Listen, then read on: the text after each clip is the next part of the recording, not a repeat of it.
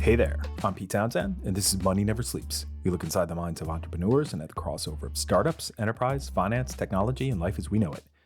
This episode of Money Never Sleeps is sponsored by Securacentrics. Securacentrics is a trusted cybersecurity company with offices in Dublin, Cape Town, and London. Securacentrics provides expert advisory services primarily in the finance and fintech industries with tailored security solutions to fit your specific needs and regulatory challenges. In this episode, Owen Fitzgerald and I riff on crypto asset service provider regulation through the lens of Revolut, the trifecta of crypto market failures in Voyager, Celsius, and Terra, how Walmart's metaverse play with Roblox feels like the right platform versus Decentraland or Sandbox, credit as a service player Noble coming out of stealth mode, and Goldman Sachs' next move into retail fintech with mobile network operator T-Mobile. All right here on Money Never Sleeps. How you doing, Pete? All right. How you doing, Owen? Good. Busy. Rushing around today as you are. Yeah, absolutely. I will see you today at the Middle Game event. And we have to get, you know what, we'll corner Patrick later. Patrick Pinchmith, general partner for Middle Game, and we'll get him on the show because they're launching their seed fund this evening. Yep, absolutely. Shout out to Patrick. And we definitely need to get him on the show. He was on Lex Sokolin's fintech blueprint. I learned stuff about Patrick that I didn't realize. Oh, totally. So did I. I forgot all of it now. I've known him a couple of years. Maybe we'll listen to it together and remember everything about Patrick. Yeah. No, we'll definitely listen to it again before we get him on the show. Yes. One of these times coming up. But we have a wicked short episode this week. Wicked smart. As Sully and Murph would say, right? Yeah. So we are going to dive right in. The first one, this caught my eye this morning. Revolut got their FCA approval for crypto assets in the UK. Okay. All right. So the UK's regime is called the Crypto Asset Service Provider, or CASP. Yep. And in the EU, it's called VASP, Virtual Asset Service Provider. All this really is an AML KYC type authorization. It's an authorization, yeah.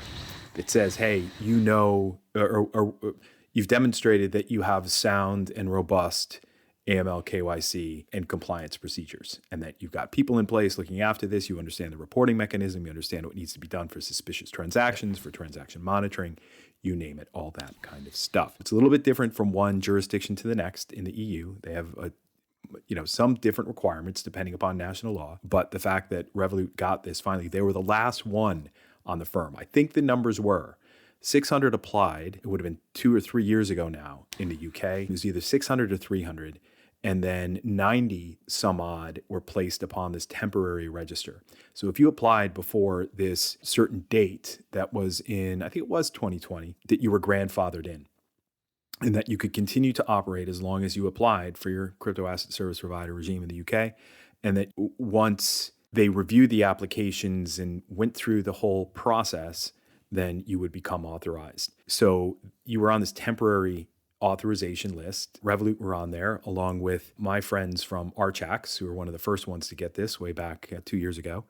And Revolut were the last one to get it. Every other firm had pulled the plug, withdrawn their application, whatever, but Revolut hung around and got it done. And even though they just had their, 50,000 customer data breach recently, and also, obviously, I think, so many of their senior staff in the UK walking out, but they were able to get it over the line. So it's the first step. This virtual asset service provider regime in the EU, CASP in the UK, is the first step towards broader crypto regulation. We're seeing that, and we've talked about this before with the market in crypto assets, or MiCA, coming out of the EU that's expected in 2024, that will start to weave the narrative of crypto into financial regulation in Europe. The US is a little bit behind, but there was some presidential, what do they call that? Proclamation?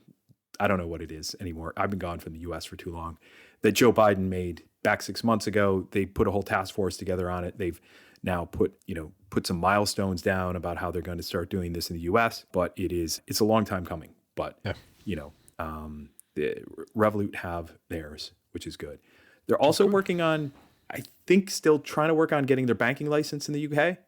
They have Okay. their Lithuanian banking license. We've talked about this before, and they're still trying to get their UK banking license. So we'll see how long that one takes. But I just paid Tony the oven cleaner using Revolut, and that was a delight. So still very to use app, but won't trust them for more than, paying Tony the oven cleaner, right? Yeah, fair enough. So that was the first one. The second one was the bankrupt crypto lender Voyager to sell its assets to Sam Bankman-Fried's FTX for $1.4 billion. So this was in CNBC just yesterday, and Sam Bankman-Fried is the founder and CEO of FTX, the big crypto exchange and crypto service provider. And they also have their US business that acquired, I think, a commodity trading business in order to get their CFTC license. And the root of this business had been Sam Bankman-Fried's original kind of hedge fund quant trading unit, Alameda Research. So really, really hyper smart individual, Sam Bankman-Fried, and one of the youngest billionaires on the planet. And he had been shopping around for deep discounts and has an option to buy troubled lender BlockFi for something about, 100 million or 250 million, somewhere between that. What's 100 million between friends, right? So in buying the troubled lender Voyager, who were part of this whole debacle with Three Arrows Capital, Voyager are a lender, Three Arrows Capital are a hedge fund. Voyager facilitated loans for Three Arrows Capital, and Three Arrows Capital used that liquidity to then leverage themselves to the hilt. They went under, and now Voyager is selling all of their assets for, like I said, $1.4 billion to FTX, and it's actually $1.3 billion worth of assets, and then another $111 million in consideration on top of that for basically what's left of Voyager. So deep discount, $111 million is effectively what the owners of Voyager are getting for this. So this was one of a number of stories that were picked up by the FT today. It was also in CNBC, the article that I'm quoting. So there was the Voyager story. Alex Mashinsky from Celsius, the troubled crypto neobank, resigned. And Do Kwon, who is the leader of the Terra Luna community, he is now on the Interpol hit list or red list. And he has come out on Twitter saying, I'm not on the run. I'm not in hiding. I go out for walks. I go to the mall. And so just nobody can find me. Yeah, exactly. So just the fact that on my email I get from the FT every day, I've got, now I'd seen a couple of these things over the last 24 to 48 hours coming through the other channels, but the fact that it's in this FT Financial Times email of Celsius, Terra Luna, as well as Voyager is not just a good look for crypto.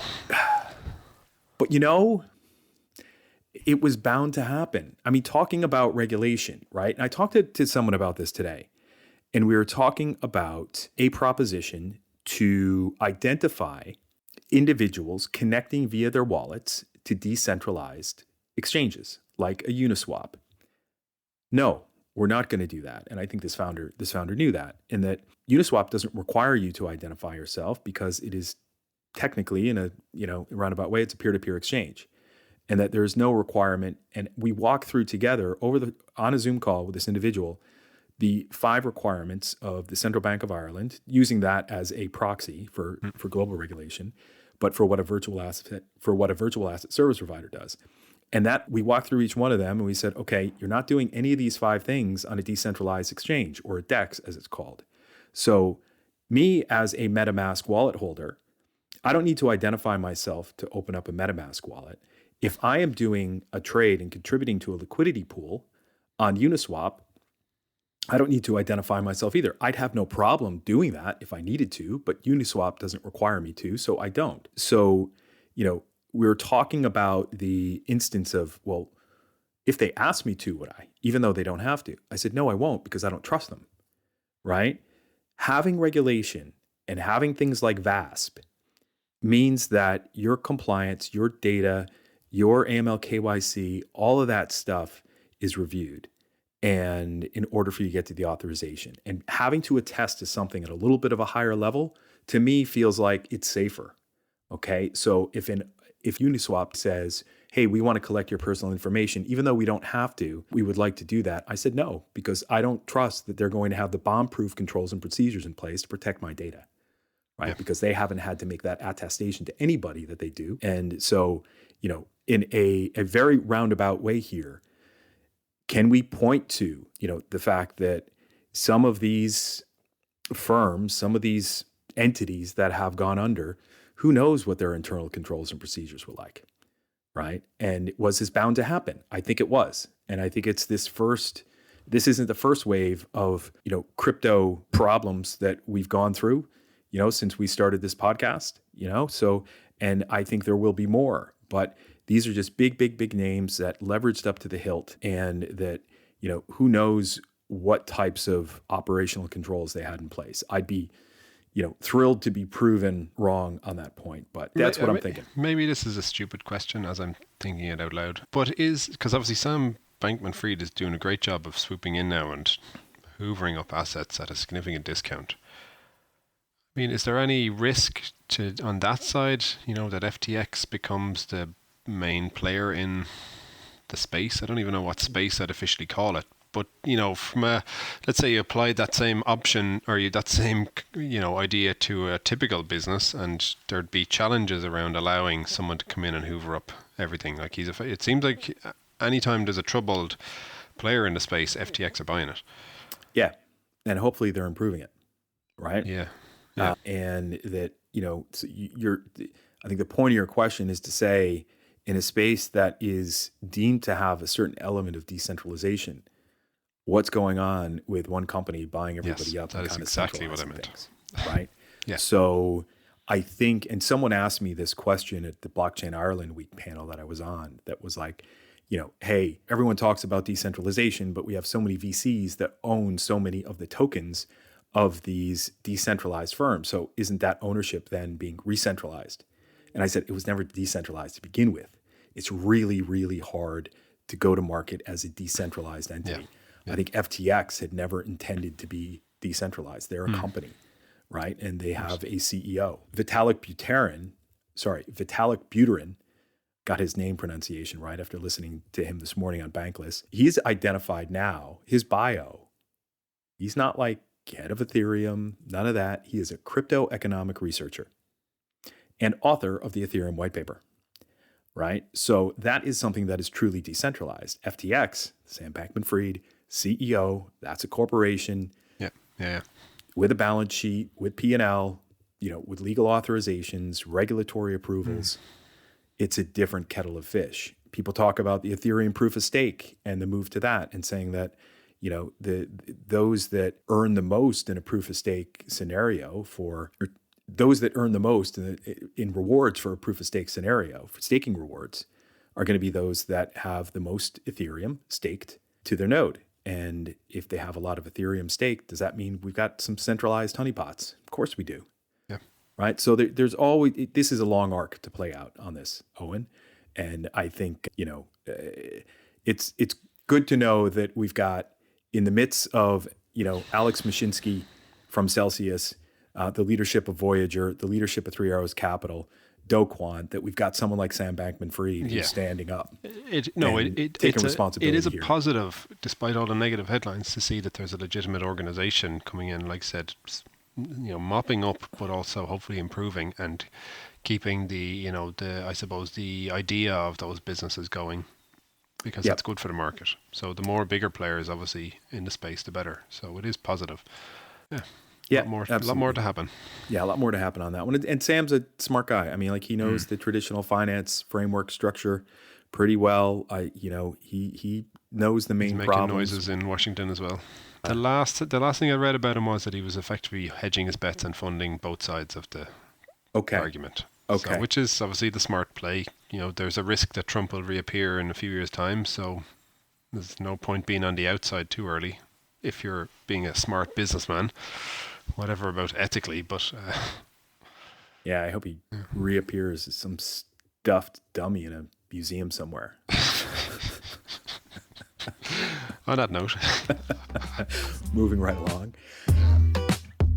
Hey, this is Pete. Let me take a minute to tell you a little bit about our sponsors, Securacentrics. Securacentrics strives to be the trusted partner that secures your information assets deemed critical for your business. Securacentrics also delivers the highest level of security expertise and support to their clients. In addition, SecuriCentrix provides independent cybersecurity assessments and advisory against best practice industry standards and compliance frameworks. Working as an extension of your team, SecuriCentrix helps you recognize and control data risk to your business by understanding your level of risk. In short, SecuriCentrix provides many solution offerings from assessment and advisory, managed security services, cloud and infrastructure validation, vulnerability management and testing, and payment security. Get in touch with the team at securicentrix.com to learn more, or email info@securicentrix.com. That is SecuriCentrix, SecuriCentrix.com. Walmart. We've talked a lot about Walmart. I was talking a lot about fintech super apps last night to our Pat Fintech class. Excellent. And Walmart, we've talked last year about their ambitions to develop their own fintech super app. And they are going in a, let's call it, parallel direction with... Parallel universe. Parallel universe. Very good. Jumping into Roblox. So I watched the video that they tweeted out yesterday with Roblox Land. Yeah. And there was, I think Roblox universe is, sorry, it wasn't Roblox Land. I watched the video they tweeted out, which was Walmart Land in Roblox. Yeah, in Roblox. And I think Walmart Universe as well for toys and games. So, obviously Walmart, huge retailer for toys, games, as well as everything else you can get at Walmart. So should you then have a presence in the metaverse? Finishing Matthew Ball's metaverse book finally last week. I have no grand conclusions to share further than what I've already shared on that book. I thought you were going to tell us the answer, Pete. Because the last few chapters were the last few chapters, and I got already out of the meat of the book everything that I've shared already on, on latency, on millisecond delays, and all these types of things, and how much more work we have to do on the infrastructure side to make the metaverse possible.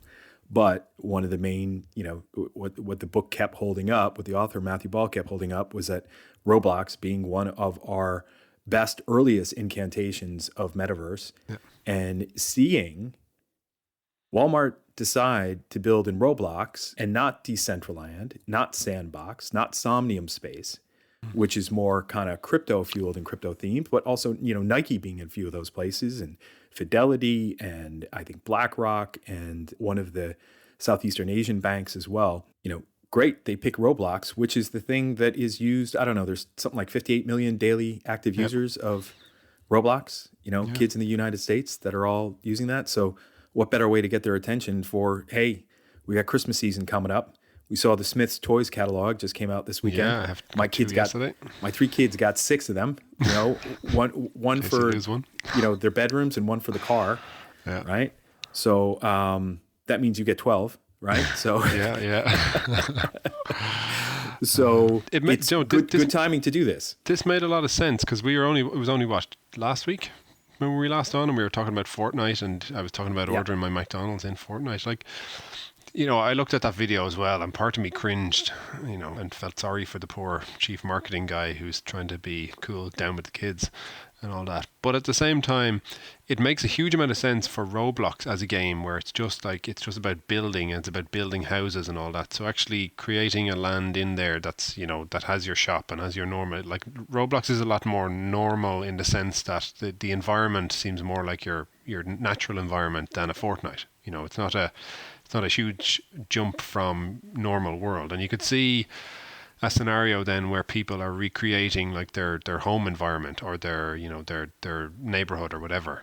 So it makes sense. But also then, what do kids want to do in Roblox? They just want to buy like outfits and stuff like that. You're buying cars and you're buying outfits and different equipment as opposed to what you'd be buying in Fortnite. So it seems to make a lot of sense, and we'll probably see more and more shops and stores like that. To me, like it's Roblox and it's Fortnite that can are the biggest bridge between the metaverse and the real world. So can I order something in Roblox in Walmart Land that I can then get delivered to my house? Mm-hmm. The risk there is that you're leaving it open to kids buying stuff and running up massive credit card bills. So how do you manage that piece? I don't know. But you can see a natural extension then from being able to go into some virtual shop to then being able to order real world products through it. Totally. When your kids are asking you for your card or their own Revolut card to buy something in Fortnite or Roblox, what are they buying? Are they just Skins. they're getting skins? Or a pack. I think there's a pack which comes with skins and other stuff. But it's mainly like, I think my young lad at the moment, he loves being Indiana Jones. Okay. So that's the character he goes around in. Does he like snakes? No. No. Good. Yeah. Neither does Indy.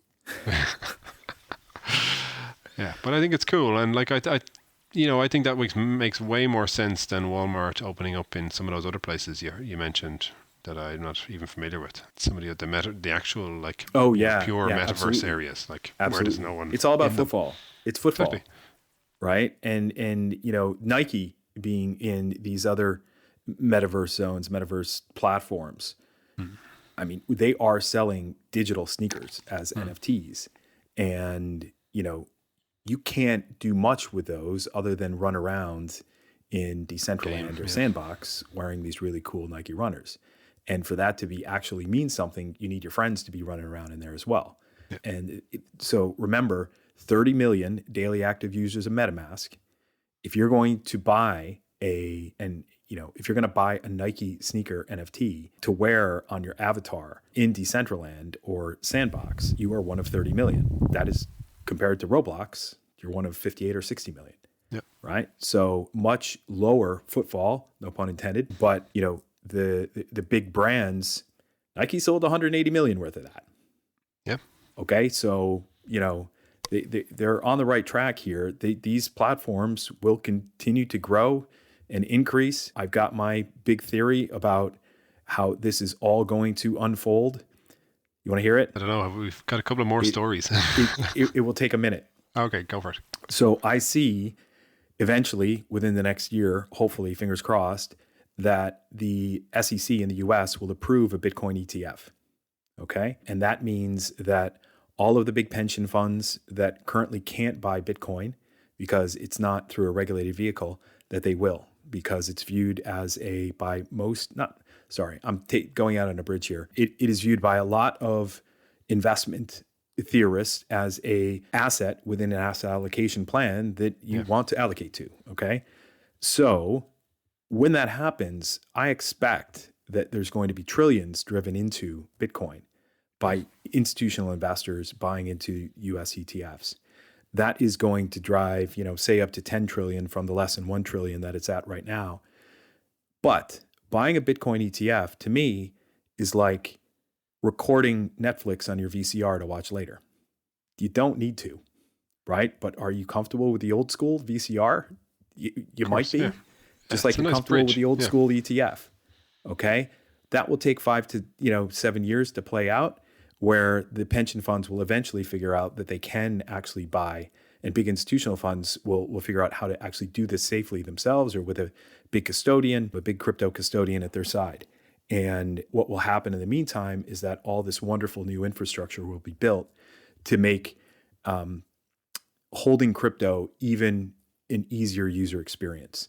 So I'd say by 2030, we're going to be in this space where we're going to have, instead of 30 million, daily active users of MetaMask, we're going to have 300 million or 500 million. What will that mean to Roblox? And, is Roblox going to go up through the roof? We're going to see how Roblox's, development and in, real-time rendering and all those types of things increases, and their integration with, it's no longer an Oculus Quest headset. It is a Meta Quest headset, right? Yep. So yeah, we've got, I don't know, I'm starting to see a path here. I'm talking to a few folks about it who kind of agree with me on it. Wonderful. It's all speculative, but I kind of see how I can see how this will all unfold. Yeah. Okay. That being said, you'll have to write your great thesis. Yeah, I do. So Packy McCormick, the writer, author, advisor to A16Z podcaster. I just figured this out yesterday, listening to his podcast. He just reads his column for the week. He reads his newsletter. If I miss out on one or haven't had a chance to really read it, I listen to it in the car. But it's just the audio version. You'd think I'd know that by this stage. And I'm like, I can listen to this whenever I want because I know, it's brilliant. I rarely read his stuff anymore because it's so long, but now I can just do that when I'm out on my walk. So that was one of the best things that happened this week. Anyway, thank you, Packy. Shout out to Packy McCormick. All right. You had a couple of others that you wanted to mention, yes?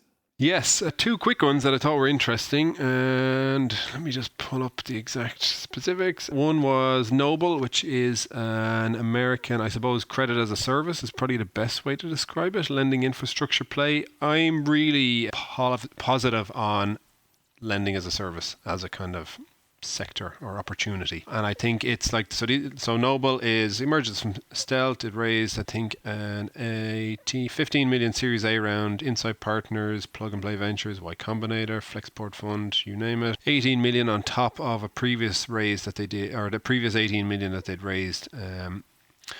And it's all towards opening new offices, expanding their portfolio, but it's about embedding, I suppose they're connecting data sources into their kind of admin dashboard and then being able to build credit products. They're the infrastructure piece to allow you to build credit products. So, their clients are able to access credit bureaus, banks, income verification to allow them to extend credit lines. And I think there's in an embedded finance world, our future that we're slowly moving into, I think there's a big opportunity here for these kind of credit as a service platforms. So this was just there's only been a few. Onbo is one I'd mentioned a few months back, which was a spin out from Stilt, which is an immigrant lending business in the US. And they'd obviously built up their infrastructure for their own lending business, which they then spun out as a B2B. But there's still very few companies fully focused on the kind of credit as a service. Obviously, others like Solaris and other players offer it as part of their banking as a service solution. But yeah, I just thought it was a really interesting one. Like good backers, and just a particular space that I've been keeping a lot of awareness on. I really like that one. So reading from the piece in TechCrunch, Noble is a solution, the form of a platform that allows businesses to build credit-based products like credit cards and buy now, pay later services with no code tools. Yep. Right. So, you launch what's one of the neobanks here, My Money Jar, right? Or Money Jar, right? And when, they pivoted a couple times, you're doing a few different things, but if they wanted to start offering credit or start offering BNPL, they could do that with Noble, providing this no code service for them to integrate that. On top of it, you can integrate your own data sources to come up with your own credit model. So like our friends at Nubank that put into their credit model, who referred you to Nubank, being a good indication of your credit worthiness, is your friend credit worthy? Then you can create all these different types of models yourself, probably really easily, to build what should, instead of relying on a credit score or FICO or whatever it is, you can determine your own algorithm like you did back in the days at Future Finance to come up with this credit model, yeah? Yeah, exactly. And I think, in a space where the traditional model, isn't real time, and you're relying on credit bureaus, and it's not transaction data. But with open banking in particular, there's a huge opportunity, obviously in Europe, being probably more regulatory led on an open banking point of view, to be able to roll out these sort of offerings across Europe, connectivity straight into your bank account. I just think it opens a lot of non-financial services players up. So obviously the everything is a fintech idea from A16Z from a few years back. I think this allows it on a kind of credit point, and you see the increase, obviously the massive kind of growth in BNPL, being point of sale solutions. I think this allows you to offer potentially alternative options to that, or alternative kind of credit products. So like that space I've been keeping a really close eye on. Still yet to see big players focus purely on the credit side, but starting to see more companies now raising quite good rounds. Because I think Onbo, when they raised, it was part of a 112 million round that they'd raised with still the lending business. But like that, there's obviously online lenders. Future Finance would have been a good example, where we built the infrastructure ourselves for our lending business, which then actually would have been applicable to others potentially. And companies are now going down that route. So, yeah, one to watch, and a particular space to watch. So, like I said, when I come across some of those, I'll flag them. And then the other one, which I thought was really interesting, we've talked about Goldman Sachs before a few times. So, Goldman announced a partnership last week with T-Mobile, which is obviously the telecoms network in the US. This is a T-Mobile credit card program, or T-Mobile are obviously a mobile carrier, second largest mobile carrier in the US. They have 88 million subscribers. And this allows, obviously, T-Mobile to offer credit card products to their customers, and they traditionally have customers with lower incomes or checkered credit histories, as they talked about in the article. It fits in with Goldman's credit card lending that it does with Apple Card, which again is to people with lower kind of credit histories. What I think was really interesting here is that T-Mobile already have the credit analysis. So it's not just the data you're getting like they would have got partnering with Apple. They obviously are already getting the credit information as well on the other side of it. And, historic repayment capacity by people obviously paying their phone bills on time and stuff. So, but again, like we've talked about the Marcus, the Goldman platform, the last time we mentioned them, it was being delayed with the rollout of their checking account. Obviously, if they delay rolling out their account, they delay rolling out any credit card solution. So there's likely not to be a Marcus branded credit card solution. So Goldman's other kind of joint strategy then is to partner with Apple for an Apple Card. They're talking about T-Mobile here. I think they have a third one that they do, which I can't find here now that I mention it. Oh, GM, yeah. Obviously, they have a credit card partnership with GM as well. So look, I mean, it makes total sense. You have an automatic target market of 88 million subscribers rolling out to. Well, this is, it's a trend that's worked before in a continent called Africa. So specifically in Kenya with M-Pesa, where they were able to start using just basically, I think, 2G SMS to send money around, and where you've got mobile phone customers that where you can assess based upon their ability to pay, perhaps even doing some micro lending.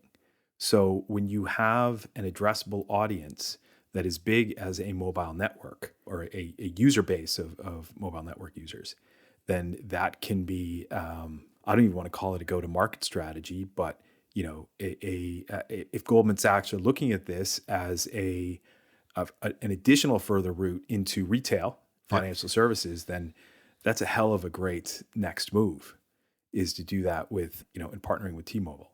But there's a lot further this can go. I'm learning a lot about fintech in Africa by helping out with the Techstars Lagos program. Of course, yeah. So, I'm seeing all of these different methods, all of these different ways that money is moved. Go-to-market strategies as well.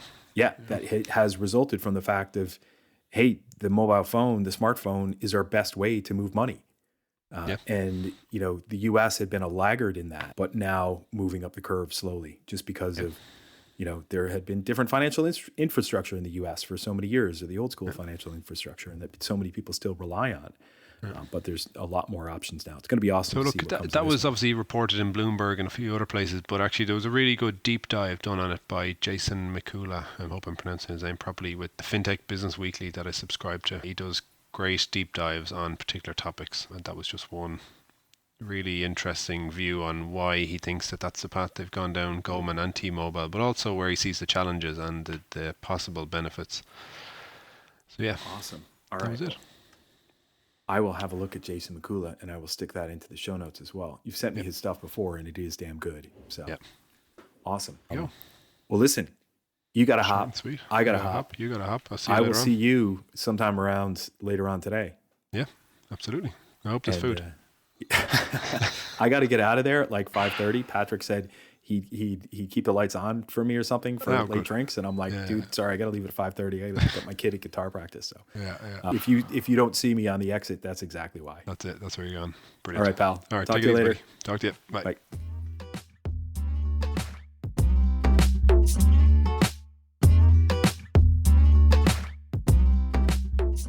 That does it for this week, folks. You can learn more about the stories we covered in the show notes on our website, moneyneversleeps.ie.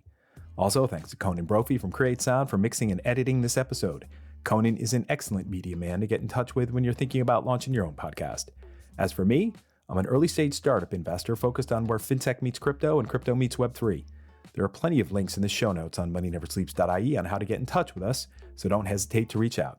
Finally, until next time, thanks for listening. See ya!